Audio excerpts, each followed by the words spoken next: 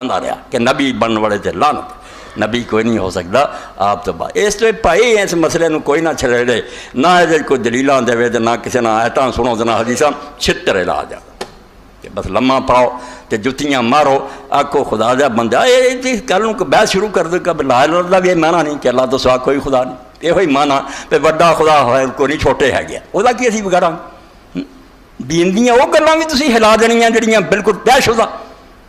اس باروں اللہ رحمت فرمائے سیدنا امام ابو حنیفہ رحمۃ اللہ علیہ تھے کہ ایک آدمی نے دعویٰ نبوت کیتا تے اسلامی حکومت سی، انہیں آکھا میرے کو معجزہ ویکھنا تو ویکھ لو، مطالبہ کرو کہ میں کوئی نشان دکھاواں۔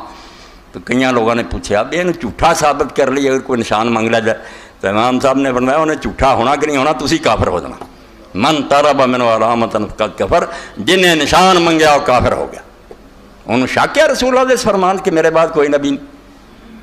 اس تو ایسا مسئلہ کہ امت نے اس جوڑیا، یہ بریلوی ہو جانے جو بدی ہو جانے شیعہ ہو جانے جو مرضی، نبی نہ نواں منن، اپنی حماقت اور بیوقوفی نہ لڑتے مردے رہن تو انہوں دی سمجھو تنگ ظرفی تے کھوپڑیاں دی کمی ہے، ورنہ جدو ایک پیغمبر دی اولاد ہے، پیغمبر صرف ہے نبی جڑا نا وہ روحانی باپ ہے اور ساری امت دی اولاد ہے، یہ بچے ایک رسول دی۔ بڑی پیاری مثال میں سنی کہ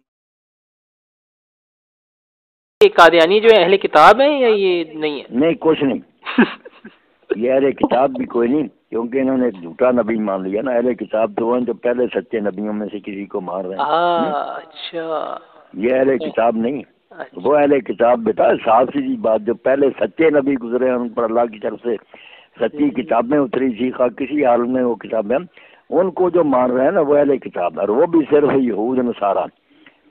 اچھا، تو ان سے پھر شادی کرنا کیسے ہے؟ شادی کرنا بھی ٹھیک نہیں ہے اس کا مطلب ان سے؟ نہیں ان سے کوئی شادی یہود نصارہ سے کر سکتے ہیں، ان کی بچے، ان کا کیا کرنا، یہ تو مرتدین، ان کی سزا تو اگر اسلام ہوتا قتل ہی تھی۔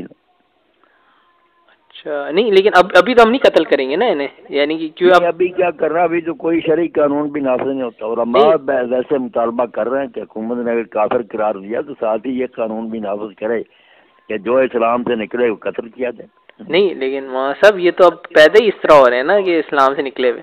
ہاں یہی، اور ماں پھر کئی کہتے ہیں نا کہ جب ایک آدمی مرتد ہوا اس کی تیسری پشت آ جائے نا پھر تو وہ چونکہ نسلی ہو گئے اس لیے وہ نہیں مرتد، کافر ہی ہیں پھر۔ جی تو آپ کیا کہتے ہیں اس پہ؟ یہی بات صحیح نہیں ہے؟ ہاں یہی صحیح ہے کہ جو نسلی ہو گئے ان بیچاروں کو کیا کہا جائے، کافر بے ایمانوں کو۔ اچھا صحیح۔